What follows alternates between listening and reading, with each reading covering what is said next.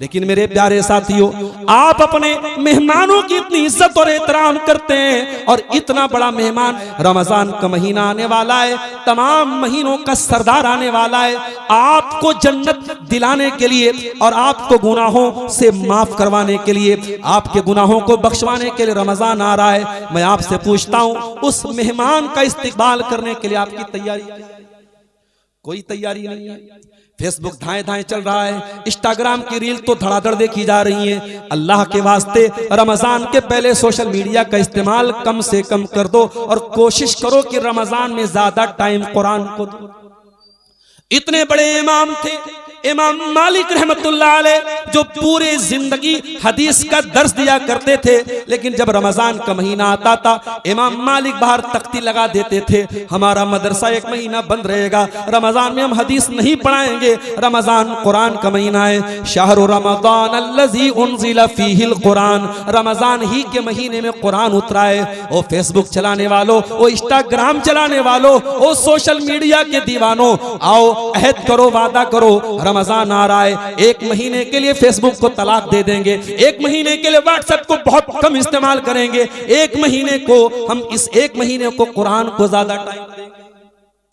हम सब गुनाहगार हैं मेरे प्यारे साथियों, हमें अल्लाह के पास जाना है और गुनाहों की बहुत बड़ी गठरी हमारे पास मौजूद है। इस गुनाहों की गठरी को अगर खत्म करना है तो तौबा के आंसुओं से खत्म कर सकते हैं। रमजान आने के पहले पहले कोशिश करो, रात में 2 बजे 3 बजे जब अल्लाह ताला तौफीक दे, उठ करके 2 रकात नमाज पढ़ लो, 4 रकात पढ़ लो, 6 रकात पढ़ लो, 8 रकात पढ़ लो।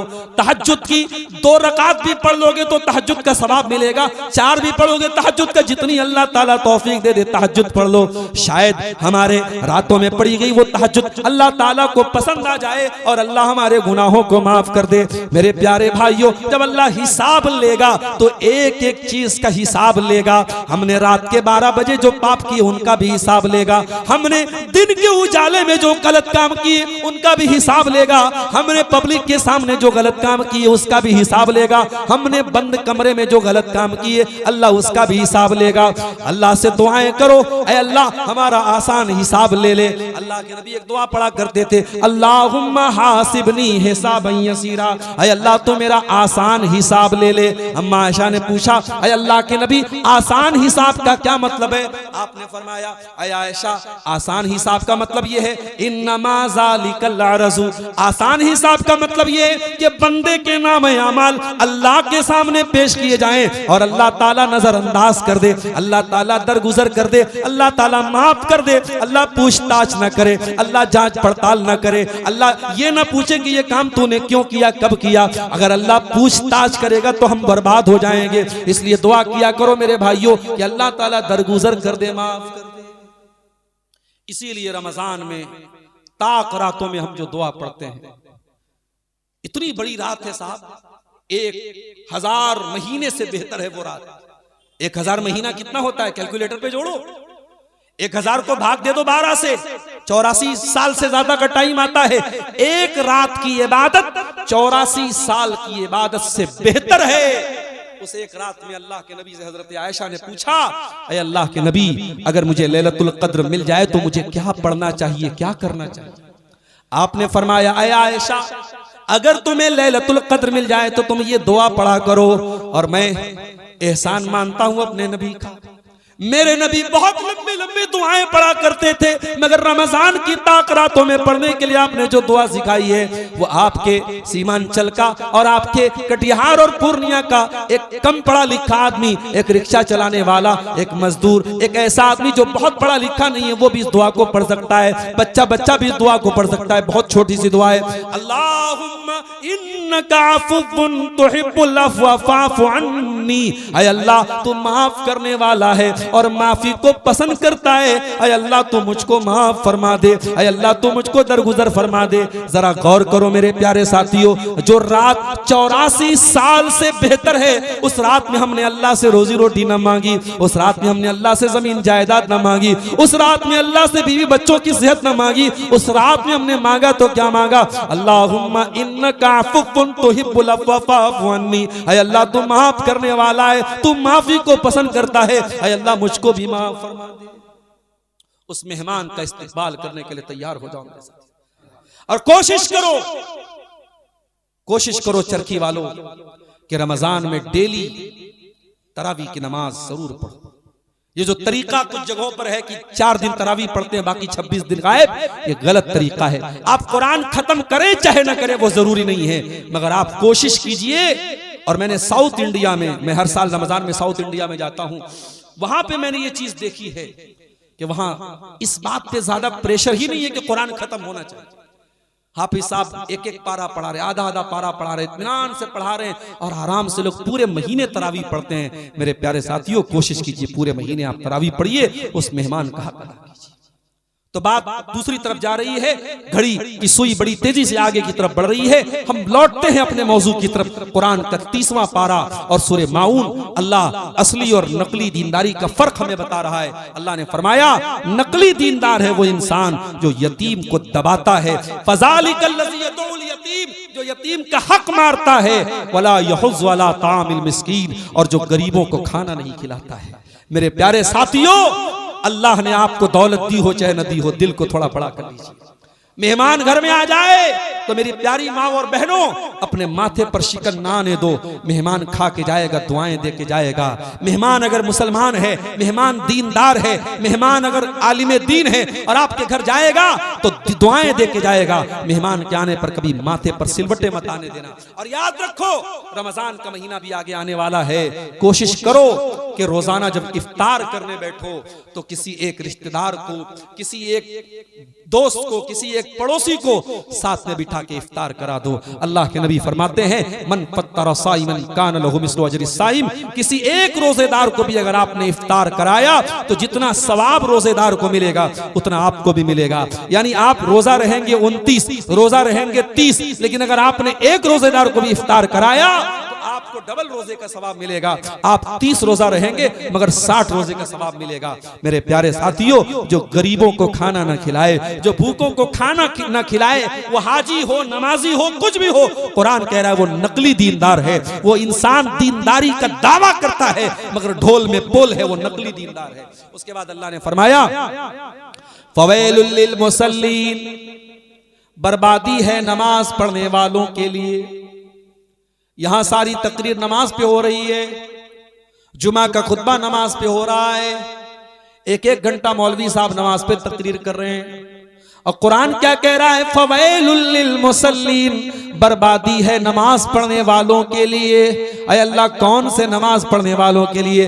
फरमाया, अल्लज़ीना हुम अन सलातिहिम साहून, जो नमाज तो पढ़ते हैं मगर नमाज का उनके कैरेक्टर पर कोई असर नहीं पड़ता है। जो नमाज भी पढ़ते हैं और बहन का हक भी मारते हैं, जो नमाज भी पढ़ते हैं और भाई की जमीन भी हड़प कर जाते हैं, जो नमाज भी पढ़ते हैं और नशा भी करते हैं, जो नमाज भी पढ़ते हैं और झूठ भी बोलते हैं, जो नमाज भी पढ़ते हैं और गीबत भी करते हैं। ओ लोगों, अगर नमाज आपको बुराइयों से न रोके, नमाज आपके कैरेक्टर को न बदले, नमाज आपके किरदार को न बदले, इसका मतलब कि आपकी नमाज ऊपर नहीं जा रही है। मैं जो सर पर सजदा हुआ कभी तो जमीन से आने लगी सदा, तेरा दिल तो है सनम आशना, तुझे क्या मिलेगा नमाज में। मेरे प्यारे साथियों, जब नमाज पढ़ो तो कोशिश करो कि नमाज आपके अखलाक पर भी असर डाले, आपके किरदार पर भी असर डाले। इन्नस सलाता तन्हा अनिल फाहशाई वल मुनकर, ये नमाज आपको बेहयाई और बुराई से रोकने का काम करती है। तो कुरान कह रहा है बर्बादी है ऐसे नमाजियों के लिए जो नमाज से गाफिल हैं। अल्लज़ीना हुम युराऊन, जो रियाकारी करते हैं, दिखावा करते हैं, दूसरों को दिखाने के लिए नमाज पढ़ते हैं। वयमनऊनल माऊन, और छोटी छोटी चीजें भी लोगों को देने से कतराते हैं, जो बखीली करते हैं, कंजूसी करते हैं। मेरे प्यारे साथियों, कुरान की ये सूरत सूरह माऊन हमको बता रही है कि असली दीनदार वो हैं जिनका दिल बड़ा होता है, जिनका कलेजा बड़ा होता है, जिनका अखलाक बेहतर होता है। और असली दीनदार आपको देखना है तो सहाबे किराम को देख लेना। मेरे प्यारे साथियों, ओ सोशल मीडिया के दीवानों, कभी मौका मिले तो यूट्यूब पे जाना और खालिद बिन वलीद की बायोग्राफी पढ़ लेना, कभी मौका मिले तो उमर बिन खत्ताब की जिंदगी पढ़ लेना, कभी मौका मिले तो जाकर के हजरत उमर फारूक, हजरत उस्मान गनी की जिंदगियों को पढ़ लेना। ये लोग असली दीनदार थे। इन्होंने माल भी कमाया लेकिन माल से नाजायज मोहब्बत न की। इन्होंने दुनिया भी कमाई मगर दुनिया से नाजायज मोहब्बत न की। ये असली दीनदार थे और कुरान हमसे असली दीनदार बनने का मेरे प्यारे साथियों मुतालबा करता है। इसलिए आइए हम कुरान की से एक आयत की रोशनी में और सूरह माऊन की रोशनी में अपनी दीनदारी का जायजा लें और असली दीनदार बने। ऐ अपने आप को मुसलमान कहने वालों, ऐ अपने आप को दीनदार कहने वालों, उदखुलू फिस्सिल्मि काफ़ा, तुम नकली दीनदारी का दावा न करो। तुम अगर अपने आप को ईमान वाला करार देते हो, अगर तुम अपने आप को मुस्लिम कहते हो तो आ जाओ। कुरान कहता उदखुलू फिस्सिल्मि काफ़ा, तुम इस्लाम में पूरे के पूरे दाखिल हो जाओ। ये सब फूल जो लगे मुस्तफा कमाल साहब, ये असली है कि नकली? नकली। ये फूल मेरे सामने रखे हुए हैं, इनकी खूबसूरती को देखो। ये नकली फूल देखने में शायद ओरिजिनल असली फूल से भी ज्यादा आपको खूबसूरत लगेंगे। इनको इतना कारीगरी से बनाया गया है। इसमें गुलाब भी मौजूद है, इसमें चमेली भी मौजूद है, इसमें सूरजमुखी का फूल भी मौजूद है। फूल का रंग भी वही है, फूल का कलर भी वही है, फूल का डिजाइन भी वही है, मगर एक फर्क है। असली फूल आप जब हाथ में लेंगे, आप उसको अपनी नाक तक लेके जाएंगे, उसमें से खुशबू निकलेगी। लेकिन ये सिंथेटिक फ्लावर है, ये नकली फूल है, ये डुप्लीकेट फूल है, इसमें से आपको कोई खुशबू नहीं मिलेगी। बच्चे स्कूल जाते हैं, उनको स्कूल में एक सब्जेक्ट पढ़ाया जाता है, ड्राइंग का सब्जेक्ट। मेरी बच्चियां भी स्कूल में जाती हैं, वो भी कभी कभी कॉपी पर ड्राइंग बना के मुझको दिखाती हैं। बड़ी अच्छी अच्छी ड्राइंग बनाते हैं बच्चे। और आज तो ऐसी ऐसी ड्राइंग बनती है कि कॉपी पर बिल्कुल ओरिजिनल शेर की तस्वीर भी बना दी जाती है।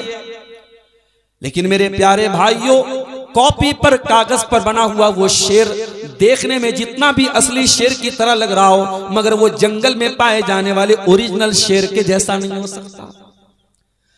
कागज में बना हुआ फूल देखने में जितना भी ओरिजिनल लग रहा हो, वो पेड़ में निकले हुए असली फूल की बराबरी नहीं कर सकता है।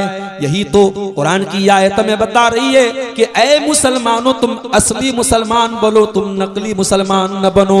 उदखुलू फिस्सिल्मि काफ़ा, ऐ ईमान का दावा करने वालों, जब तक तुम इस्लाम में पूरे के पूरे दाखिल नहीं हो जाते तुम असली।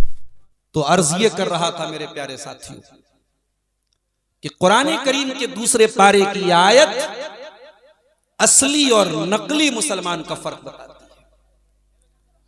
है। दावा कर देने से, इकरार कर लेने से अगर कोई मुसलमान हो जाता, तो नबी के दौर में मुनाफिक भी बहुत बड़े बड़े दावे करते थे।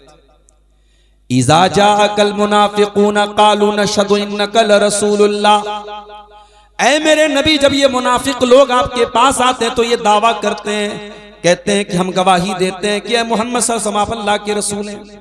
लेकिन कुरान क्या कहता है? वल्लाहु यअलमु इन्नका लरसूलुहु वल्लाहु यशहदु इन्नल मुनाफिकीन लकाज़िबून। ऐ नबी, अल्लाह ताला बहुत अच्छी तरीके से जानता है कि आप अल्लाह के रसूल हैं, लेकिन अल्लाह ताला ये भी गवाही दे रहा है कि ये मुनाफिक झूठ बोल रहे हैं। दावा तो मुनाफिक भी कर रहे थे, मगर कुरान ने गवाही दी कि उनका दावा झूठा है, उनका दावा गलत है, क्योंकि उनकी कथनी अलग थी, करनी अलग थी, उनकी गुफ्तार अलग थी, उनका किरदार अलग था। वो जबान से तो ये दावा करते थे हम ईमान वाले हैं, लेकिन उनके अमल से ये साबित होता था वो इस्लाम के दुश्मन है। यही बात कुरान के इस आयत में अल्लाह कह रहा है, उदखुलू फिस्सिल्मि काफ़ा, ऐ ईमान वालो, तुम इस्लाम में पूरे के पूरे दाखिल हो जाओ। और कान खोल करके सुन लो, वला तत्तबिऊ खुतवातिश शैतान, शैतान कभी नहीं चाहेगा कि तुम इस्लाम में पूरे के पूरे दाखिल हो जाओ। शैतान कभी नहीं चाहेगा तुम असली दीनदार बन जाओ। शैतान कभी नहीं चाहेगा तुम पूरे मुसलमान बन जाओ। शैतान तो पहले दिन से तुम्हारे बाप आदम का दुश्मन रहा है, तुम्हारी माँ हव्वा का दुश्मन रहा है। शैतान तुम्हारे बाप आदम के पास जाके कहता है, ऐ आदम, ऐ हव्वा, तुम उस पेड़ को खा लो, वो पेड़ जिसके करीब जाने से अल्लाह ने मना किया था, उस पेड़ का फल तुम खा लोगे तो अमर हो जाओगे, हमेशा हमेशा तुम रहोगे। अच्छा, शैतान ने हमारे बाप आदम और हमारी माँ हव्वा से झूठी कसम भी खाई। वक़ासमहुमा इन्नी लकुमा लमिनन नासिहीन। शैतान ने कहा, आदम हव्वा, मैं कसम खा के कहता हूँ मैं तुम्हारी भलाई चाहता हूँ, मैं तुम्हारी खैर खाई चाहता हूँ। पता ये चला हमेशा कसम खाने वाले का एतबार नहीं करना चाहिए। शैतान ने आदम और हव्वा को झूठी कसम खा करके अपने जाल में फंसाया। और जब उन दोनों ने शैतान की बात में आकर उस पेड़ को चख लिया, उस पेड़ को खा लिया, कुरान क्या कहता है, फलम्मा ज़ाक़ा अश-शजरा बदत लहुमा सौआतुहुमा, तो दोनों के बदन के कपड़े उतर गए, दोनों नंगे हो गए, नंगे हो गए। और जैसे ही दोनों नंगे हुए, कुरान कहता है फतफिका यक्सिफान अलैहिमा मिन वरक़िल जन्ना, दोनों जन्नत के पेड़ के पत्तों से अपनी शर्मगाह को ढांपने लगे, अपनी शर्मगाह को कवर करने लगे। इसका मतलब ये हुआ कि नंगा रहना ये आदम को पसंद नहीं, हव्वा को पसंद नहीं। आज अपने आप को बड़ा तरक्की याफ्ता कहने वाले और अपने आप को बड़ा मुहज्जब कहने वाले ये अमेरिका और यूरोप के गोरे, आज इनकी काले करतूत आज अमेरिका की एक फाइल से सामने आ रही है। आपने भी मीडिया में सुना होगा, अमेरिका में एक आदमी जो जेल में मर गया था, जिसका नाम जेफरी एप्स्टीन था, और जो इतना गंदा आदमी था, इतना घिनौना आदमी था, उसने अपना एक अलग आइलैंड बनाया था, अपना एक जजीरा बनाया था, और 6-6 साल की, 8-8 साल की, 12-12 साल की बच्चियों को किडनैप करता था और उनके साथ रेप करता था, उनको सताता था, उनको जिनसी अजियतें दिया करता था। यहां तक उसके बारे में रिपोर्ट मिलती है कि वो छोटे छोटे बच्चों को कत्ल करके उनका गोश्त खा जाया करता था, और उसके साथ दुनिया के बड़े बड़े लीडर फोटो खिंचवाया करते थे, बड़े बड़े लीडरों के साथ उसके ताल्लुकात थे। ये है दुनिया के बड़े बड़े तरक्की याफ्ता, अपने आप को तरक्की याफ्ता कहने वालों की कड़वी हकीकत। मेरे प्यारे साथियों, इस्लाम बड़ा पाकीज़ा दीन है, इस्लाम बड़ा साफ सुथरा दीन है। इस्लाम तो ये कहता है कि ये शैतान का मिशन रहा है हर दौर में कि इंसान को नंगा कर दिया जाए। उसने सबसे पहले हमारे बाप आदम और हमारी माँ हव्वा को बहकाया, और जैसे ही उन दोनों ने उस पेड़ को खा लिया, दोनों नंगे हो गए, दोनों के कपड़े उतर गए, लेकिन दोनों ने ये गवारा न किया कि वो नंगे रहे। फतफिका यक्सिफान अलैहिमा मिन वरक़िल जन्ना, आदम और हव्वा दोनों अपने शर्मगाह को छुपाने लगे, अपने बदन को ढांपने लगे। तो शैतान तो पहले दिन से हमारा दुश्मन, वो शैतान कभी हमारा दोस्त नहीं बन सकता। इसीलिए कुरान कहता है उदखुलू फिस्सिल्मि काफ़ा, ऐ ईमान वालो तुम इस्लाम में पूरे के पूरे दाखिल हो जाओ, वला तत्तबिउ खुतुवातिश शैतान, और शैतान के नक्शे कदम पे न चलना, शैतान को फॉलो न करना, शैतान की बात न मानना। इन्नहु लकुम अदुव्वुम मुबीन, शैतान तुम्हारा खुला हुआ दुश्मन है। शैतान ने तो पहले दिन अल्लाह ताला से प्रॉमिस किया था, ये वादा किया था, तुम लआतियन्नहुम मिन बैनि ऐदीहिम व मिन खल्फिहिम व अन अयमानिहिम व अन शमाइलिहिम वला तजिदु अक्तरहुम शाकिरीन। ऐ अल्लाह, मैं तेरे बंदों को आगे से भी बहकाऊंगा, पीछे से भी बहकाऊंगा, दाहिनी तरफ से भी बहकाऊंगा, बाएं तरफ से भी बहकाऊंगा। और ऐ अल्लाह, मैं प्रॉमिस करता हूं, मैं वादा करता हूं, मैं कमिटमेंट करता हूं, वला तजिदु अक्तरहुम शाकिरीन। ऐ अल्लाह, तेरे बंदों में ज्यादातर तेरे नाशुक्र होंगे, ज्यादातर तेरे नाफरमान होंगे, ज्यादातर तेरे साथ शिर्क करने वाले और ज्यादातर तेरे दीन के खिलाफ चलने वाले होंगे। असली दीनदार बनो मेरे साथ। अभी 15 शाबान की तारीख गुजरी, भारत के अंदर करोड़ों मुसलमानों ने करोड़ों रुपए की आतिशबाजी करके, पटाखे छोड़ के अपनी कीमती दौलत को बर्बाद किया और दुनिया को एक मैसेज दिया कि शबे बारात नाम का भी कोई त्योहार होता है। अगर ये कोई त्योहार होता, मेरे नबी ने भी मनाया होता, मेरे नबी के सहाबा ने भी मनाया होता। हकीकत में मेरे प्यारे भाइयों, हिंदुस्तान की धरती पर गैर मुस्लिमों के साथ रहते रहते हमने बहुत सारी चीजों में उनके कल्चर को अपनाया है। ये शबे बारात उनकी दिवाली का एक समझ लीजिए कि मुस्लिम वर्जन है, वरना इस्लाम में शबे बारात की कोई हकीकत नहीं है। हमारे बनारस के एक साथी ने एक वीडियो भेजा, मैं शबे बारात वाले दिन बनारस में नहीं था, उन्होंने मुझको वीडियो भेजा बनारस के कब्रिस्तान का। वीडियो में साफ लग रहा था कि ये कोई कब्रिस्तान नहीं है, ये तो कोई गार्डन, कोई बागीचा लग रहा है, जहां कब्रों के ऊपर बड़े बड़े फूल की मालाओं को चढ़ाया गया है। माँ की कब्र पे हिंदी में माँ लिखा गया है, बाप की कब्र पे हिंदी में बाप लिखा गया है, फूल की मालाएं चढ़ाई गई हैं और अगरबत्तियां जलाई जा रही हैं, बड़ी बड़ी लाइटें लगाई गई हैं और पूरे कब्रिस्तान को इतना सजाया गया है जैसे लग रहा है ये कोई मैरिज हॉल है, जैसे लग रहा है ये कोई शादी का माहौल है। ओ लोगों, तुमने अपनी बिदात और खुराफात की वजह से इस्लाम का तरीका ही बदल डाला, तुमने तो कब्रिस्तान का तस्वुर ही बदल डाला। मेरे नबी ने तो कब्रिस्तान कब्रिस्तान जाने का हुक्म दिया था, और क्यों दिया था? आपने फरमाया ज़ूरुल क़ुबूर, ओ लोगों कब्रिस्तान जाया करो, फ़इन्नहा तुज़क्किरुकुमुल आखिरा, इसलिए कि कब्रिस्तान जाने से तुम्हें मौत की याद आएगी। ये फूल और माला चढ़ी हुई, ये खुशबुओं से बसी हुई, ये अगरबत्तियों में बसी हुई इन कब्रों को देखकर किसको मौत की याद आएगी? ओ लोगों, आज आपने अपनी बिदात और खुराफात की वजह से इस्लाम का चेहरा ही बदल डाला। पूरी पूरी रात इबादत हुई है और कहने वाले कहते हैं साहब हम इबादत कर रहे हैं, आपको क्या प्रॉब्लम है? प्रॉब्लम ये है रमजान का महीना आगे आने वाला है, रमजान का आखिरी अशरा आएगा, आप उसकी ताकरातों में मुस्लिम सोसाइटी में वो मेहनत नहीं देखेंगे, वो कोशिश नहीं देखेंगे जो शबे बारात में आपने देखी है। जबकि अल्लाह के नबी जब रमजान का आखिरी अशरा आया करता था, अम्मा आयशा फरमाती हैं जब रमजान का आखिरी अशरा आता था अल्लाह के नबी पूरी पूरी रात जागा करते थे। वह अयक़ज़ अहलहू, और अपने घर वालों को जगाया करते थे। वह शद्दा मीज़रहू, अपनी कमर कस लेते थे। आप तो रमजान की ताकरातों में जागा करते थे और आपका उम्मती 15 शाबान को जाग रहा है। आप तो रमजान के आखिरी अशरे में कमर कस लेते थे और आपका उम्मती शबे बारात के नाम से त्योहार मना रहा है। वला तत्तबिउ खुतवातिश शैतान, शैतान के पीछे मत चलो, शैतान तुम्हें बहकाना चाहता है। मेरे साथियों, ओ मेरी प्यारी माओ बहनों, आज शैतान तुम्हें भी अपना शिकार बनाता है।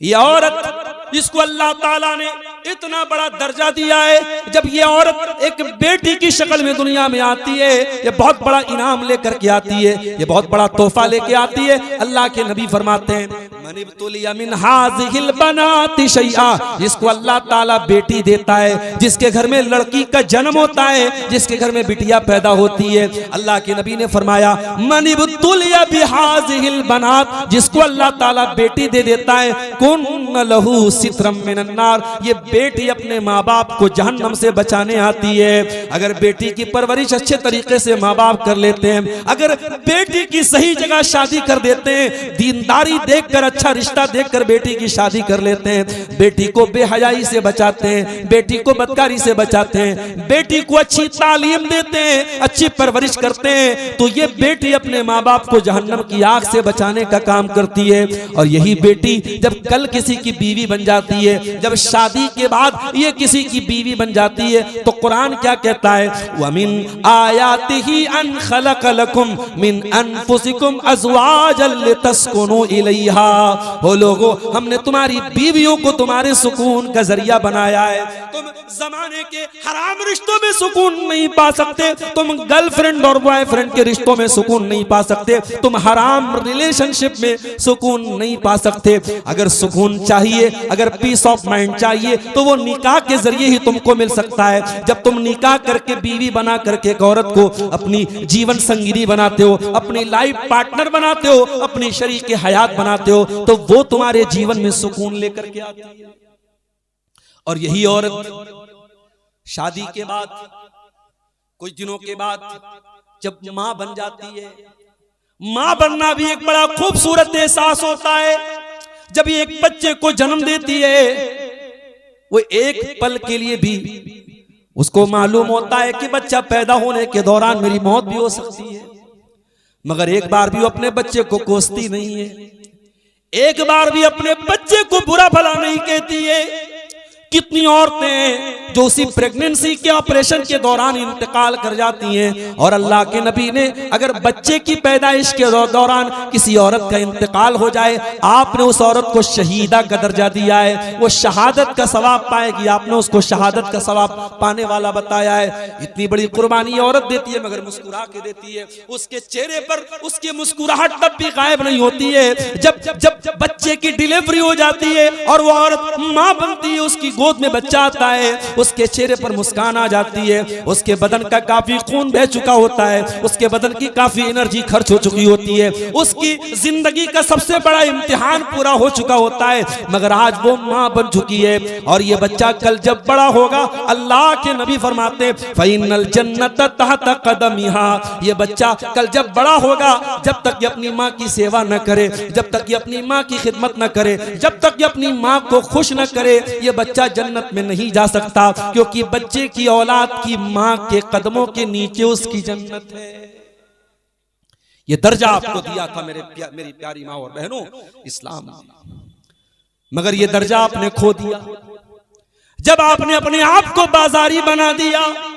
जब मुसलमान लड़कियां इंस्टाग्राम पर वीडियो बनाने लगी, जब मुसलमान लड़कियां फेसबुक पर अपने फोटो डालने लगी, जब मुसलमान लड़कियां ऐसे कपड़े पहनने लगी जो उनके जिस्म को बजाय ढांपने के छुपाने के जाहिर करने लगा, जब मुसलमान लड़कियां सड़क पर आवारा किस्म के लड़कों को लिफ्ट देने लगी, जब मुसलमान लड़कियां मोबाइल पर गैर महरम लड़कों से बातें करने लगी, जब मुसलमान लड़कियां हराम रिलेशनशिप में आने लगी, तो उन्होंने अपने आप को शैतान का हथियार बना लिया। अल्लाह के नबी फरमाते हैं अलमरातु औरतुन, औरत तो पर्दे में रहने की चीज है। फैजा खरजत, जब ये औरत घर के बाहर बेपर्दा होके निकलती है, इस्तशरफहा शैतान, तो शैतान उसको अपना हथियार बना लेता है।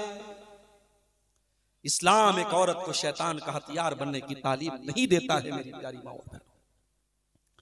इसीलिए इस्लाम ये कहता है ला यख्लुवन्ना रजुलुन बिइम्रातिन इल्ला वसालिसुहुम शैतान, जब कोई मर्द और कोई औरत अगर एक दूसरे के लिए अजनबी हैं तो खबरदार दोनों तन्हाई इख्तियार न करें।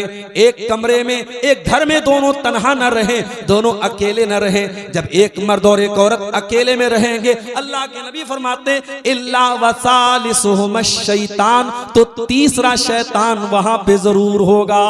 चाहे वो औरत पांचों टाइम की नमाजी हो, वो मर्द अपने जमाने का सबसे नेक इंसान हो, अगर एक मर्द औरत अकेले में मिलते हैं, तन्हाई में मिलते हैं, तो इस बात को नोट कर लीजिए कि तीसरा शैतान वहां पे जरूर होता है। और इसीलिए इस्लाम ऐसा पाकीज़ा दीन है कि अल्लाह के नबी फरमाते हैं जब तुम्हारे बच्चे 7 साल के हो जाएं उनको नमाज का हुक्म दो, और जब तुम्हारे बच्चे 10 साल के हो जाएं और नमाज न पढ़े तो तुम उनकी पिटाई करो। वफर्रिकू बैनहुम फिल मजाज, और लड़का लड़की के बिस्तर अलग कर दो। अरे अल्लाह के नबी, लड़का 10 साल का है, लड़की 10 साल की है, अभी बालिग तो नहीं है, अभी नाबालिग है, मगर अल्लाह के नबी ने फरमाया नहीं, फर्रिकू बैनहुम फिल मजाज, उनके बिस्तर अलग कर दो। ये शरीयत अल्लाह की शरीयत है मेरे प्यारे साथियों, इसका बनाने वाला अल्लाह है और अल्लाह को खूब पता है, अल्लाह को खूब मालूम है इंसान की कमजोर नस कहाँ है, इंसान कहाँ से भटक सकता है। 10 साल का बच्चा अगरचे नाबालिग है, लेकिन अगर अभी से उसको ट्रेनिंग नहीं दी गई, लड़का लड़की को अलग नहीं किया गया, तो वो वाकयात होंगे जो आज हमारे भारत की सरजमीन पर भी होने लगे हैं। अब सगे भाई और बहनों के दरमियान भी जिना के वाकयात हमको देखने को मिल रहे हैं। मेरे प्यारे साथियों, ये हालात क्यों पैदा हो रहे हैं? ये इस्लाम की तालीमात से मुंह मोड़ने का नतीजा है। आज हमें और आपको कुरान करीम की आयत की रोशनी में अपना जायजा लेना चाहिए कि हम असली दीनदार हैं या नकली दीनदार हैं। कुरान कह रहा है उदखुलू फिस्सिल्मी काफ़ा, तुम इस्लाम में पूरे के पूरे दाखिल हो जाओ। अब आ जाइए जो दूसरी सूरत करीमा मैंने पढ़ी थी, जो हमें याद भी होगी, जरा उसकी रोशनी में हम अपनी दीनदारी का जायजा लेते हैं।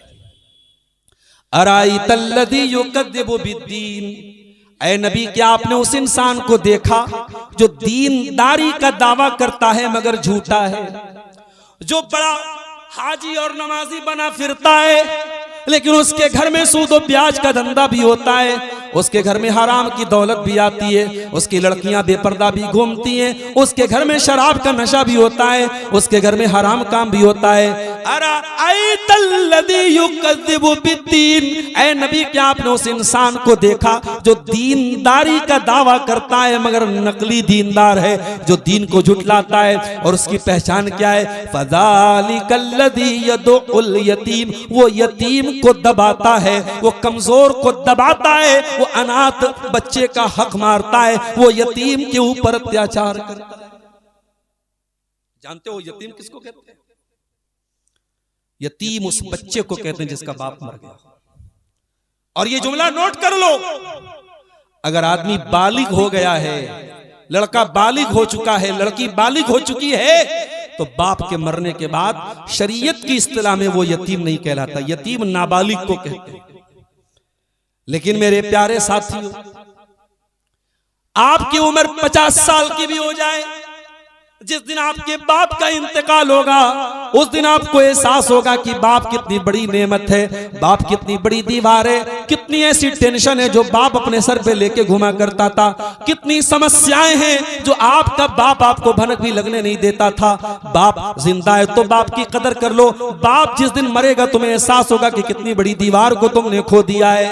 अनाथ और यतीम बच्चा वो होता है जिसके बाप का इंतकाल हो गया हो। जिस बच्चे का बाप ना हो उसको कोई भी थप्पड़ मार के चला जाता है, इसको तो कोई बचाने वाला नहीं है, इसकी तरफ से कोई लड़ने वाला नहीं, ये तो अनाथ बच्चा है, ये तो यतीम बच्चा है। देखिए इतना मना करने के बाद भी आप हजरात ये रिकॉर्ड कर रहे हैं, तो फिर यहीं से लगा के करते, ये चोरी चुपके करने की क्या जरूरत थी? और फिर आप उस पर थंबनेल लगाएंगे, तारीख डालेंगे, चरखी में प्रोग्राम हुआ। और मैं बार बार बोल रहा हूं कि मैं मना कर रहा हूं कि भाई मेरे साथ मसाइल हैं, मगर आप लोग साइड से कर लेते हैं, क्या बोला जाए। अब हम इसी पर 5 मिनट टाइम बर्बाद करें तो वो भी मुनासिब बात नहीं। अनाथ और यतीम बच्चा समाज का वो दबा कुचला तबका होता है मेरे भाइयों, जिस बच्चे को कोई भी मार के चला जाता है, उस यतीम का कोई पुरसाने हाल नहीं होता है। उस यतीम की आवाज अगर किसी ने उठाई है तो अरब के उस यतीम ने उठाई है, जिसको हम जनाब मोहम्मद रसूलुल्लाह सल्लल्लाहु अलैहि वसल्लम कहते हैं। अल्लाह के नबी से बड़ा यतीम कौन था? आप पैदा हुए बाप का साया नहीं पाया, आप पैदा हुए सबसे पहले अपनी मां के बाद सबसे पहले गोद में लेने वाला आपके दादा थे। आपने जब होश संभाला पता लगा बाप नहीं है, बाप तो हमारे पैदा होने के पहले ही जा चुके थे।